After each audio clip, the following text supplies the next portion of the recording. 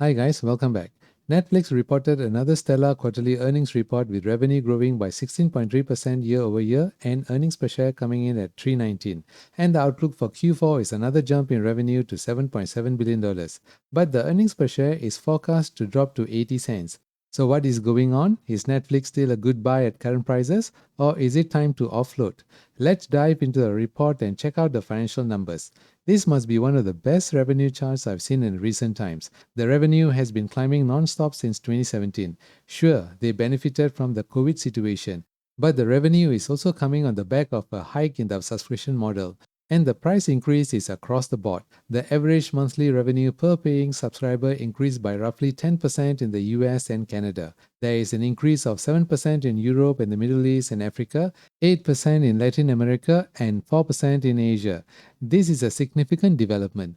Netflix is not competing on price, it is competing on value, and because of that, it can increase its price without losing customers. The cost of revenue has gone up in tandem. The bulk of it is the cost of content assets or movies and dramas. That leaves a gross profit of $3.3 billion and a gross margin of 44%, a respectable gross margin. Besides that, Netflix also invests in its streaming and subscriber platform. This is to understand and recommend content that their subscribers are likely to be interested in so that they can provide a better entertainment experience. After taking away the cost of revenue and operating expenses, the operating income came in at $1.8 billion. And after taking away the interest and other expenses, the net income is $1.4 billion. And the net margin is a solid 19.4%. And the earnings per share came in at 319. Look at how the earnings per share has jumped to the $3 mark and is holding on to this level. So far, the income statement looks impressive. But hold on a second. Let's look at the cash flow statement. Netflix produces most of its content by itself, and movie production is very expensive. So while their top line is very strong, a large portion of that money is spent on continuous investment in new content, and that takes a hit on the operating cash flow. For example, in this quarter alone, the net income was $1.4 billion, and after taking into account the 4.6 billion additions to content assets and $2.9 billion in amortization of content assets, the remaining cash from operations is a mere $82 million. This is the issue with Netflix currently. But once their subscriber base grows, the economy of scale will kick in and they will enjoy the consistent positive cash flow. This is confirmed by management's anticipation of negative cash flow for Q4 and positive cash flow from 2022 and beyond. Netflix has a debt of $20.5 billion or 48% of total assets. The management has been paying off the debt and it has been coming down slowly as their profitability goes up. Currently, they are paying interest of $190 million per quarter on the back of a net income of $1.4 billion. That is about 13% of net income. Management has stated that they are confident they no longer will need external financing in the future to fund their operations. This is another significant development and is aligned with management's forecast for cash flow to turn positive from 2022 onwards.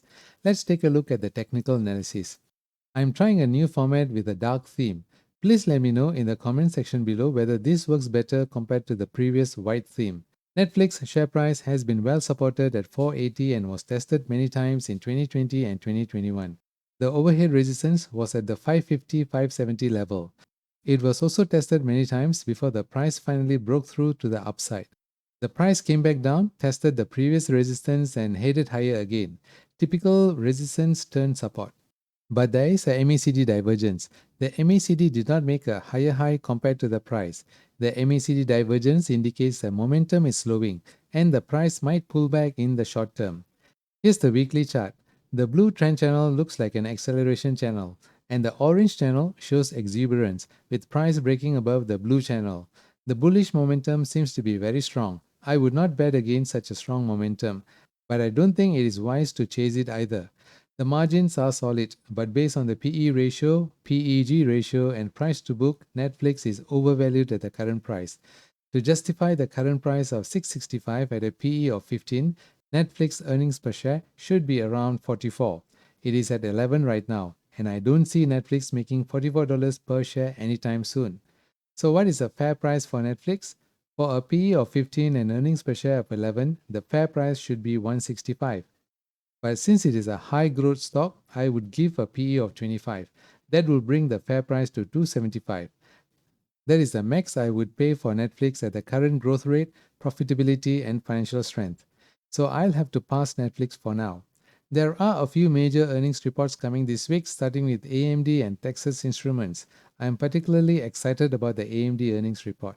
I like to know how much inroad it has managed into Intel and Nvidia's market space. And I also like to find out the status of the Xilinx merger and Samsung Exynos project. Please subscribe if you have found this sharing useful, and I'll see you in the AMD stock analysis video. Bye for now.